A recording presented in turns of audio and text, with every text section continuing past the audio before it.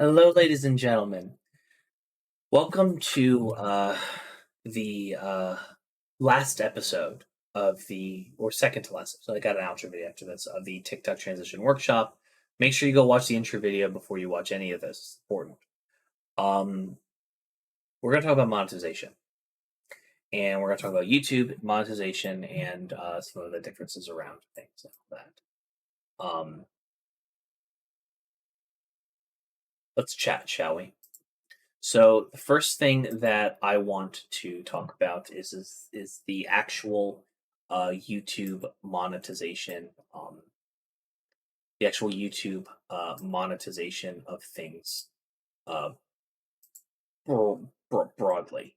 So to be able to make money off of YouTube, you do need a couple things, and we're going to look at the monetization page, the earn page on YouTube here to do that.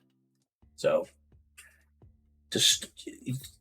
about 3 months ago, YouTube instituted, say, hey, if you have 3 video uploads in the last 90 days, 500 subs, and 3,000 watch hours on normal video, or 3 million views in the last 90 days on shorts, you can have channel memberships, super chats during your live streams, and you can implement, things like Teespring and shit into your store, which is all well and good. And then if you want to have ads on your page and be part of the partner program, you need 4,000 watch hours, 1,000 subscribers, and 10 million shorts views. So you, as a TikTok creator, this might be more up your alley. This is a little more tenable. This is a pain in the ass, but as much as it is. But I think for you being more used to a short form vertical format, I think you'd be okay. There's a couple things I want to note about this, right? The types of content that count for shorts are as follows. The shorts policy around music is different. You can have other songs and stuff separately, and it'll be fine. Watermarks are hit or miss. YouTube's been kind of wishy-washy on whether or not watermarks are allowed. I generally remove my watermarks because it seems that they do a little bit better in the algorithm. But if you're uploading a backlog, who gives a rat's ass? The one thing I do want to note is that for the regular watch hours, the 4,000 or 3,000 watch hours are connotated by public videos without copyright restrictions and live streams. That the VODs remain public afterwards. That's key. You cannot have set a live stream as unlisted and have it count towards your watch hours. That's something that's really obtuse, that not a lot that people don't necessarily know off the top of their head. Something to consider. Excuse me.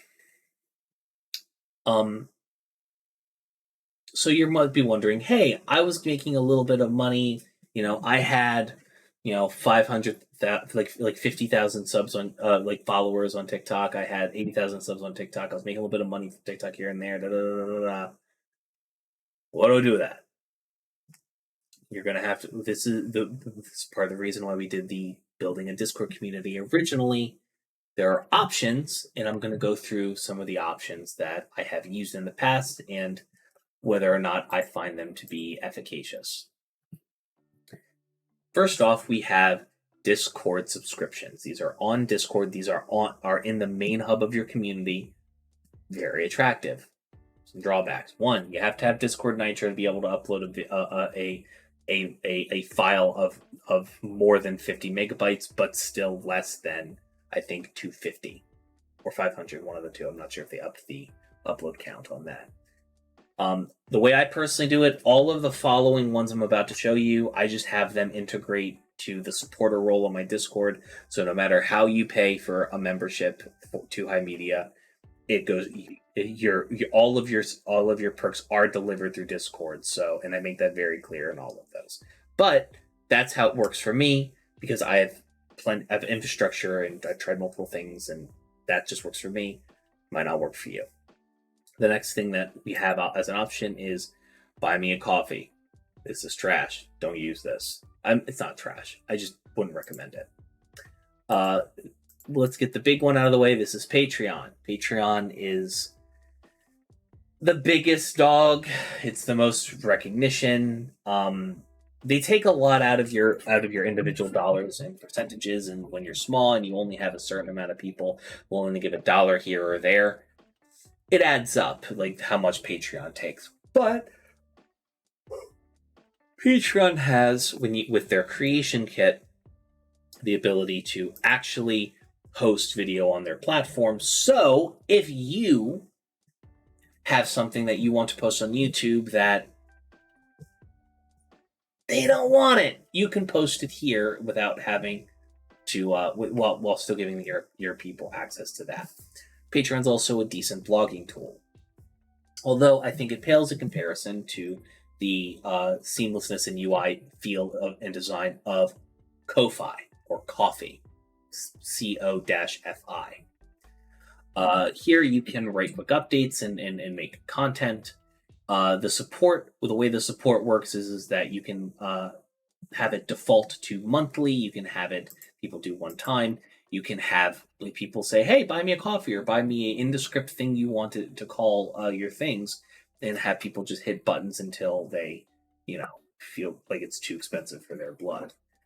I would say if you're going to do anything, I would recommend this as your platform to have people, because you get 100% of the money that comes your way. You just connect it through Stripe or PayPal, and they have the ability to host. So they host things through a third party. So you would set up, say, a unlisted YouTube video or something akin to that, and post it here.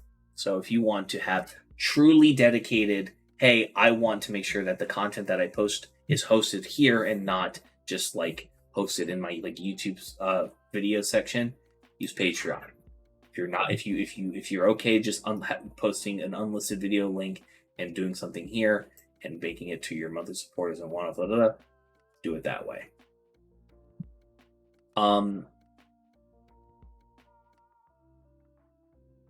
This is just to show you guys what I do. You can also use Ko-Fi if you have a little bit of coding experience to make your own donation page. I embedded the support thing here and a bunch of links. This is how I do it. This is the page that you hit at HIMediaTV.gg/donate. And like I said, all of Buy Me a Coffee, Twitch subs, Patreon. I think this was called Pale.gg. This is also so my moderators can get paid. If you pay me through Pale, my moderators get a cut of the money and things of that. And of course, Discord subs. All of this feeds back into my Discord and my ecosystem, but it's a pain in the ass to set up, and I wouldn't suggest it if you're just starting out. I'd suggest personally going for Ko-Fi, but if you feel more comfortable with the brand recognition of Patreon as well as the native hosting, I say go that route, even if they take more of a cut from you.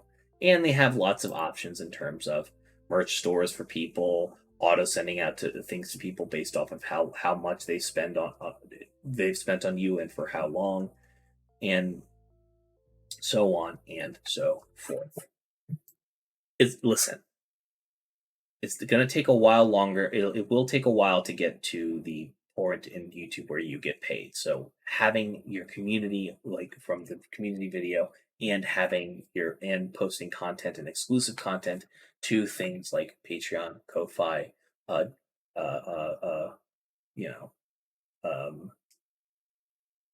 Bandcamp if you're an audio person, and things of that nature, a very valuable thing to have.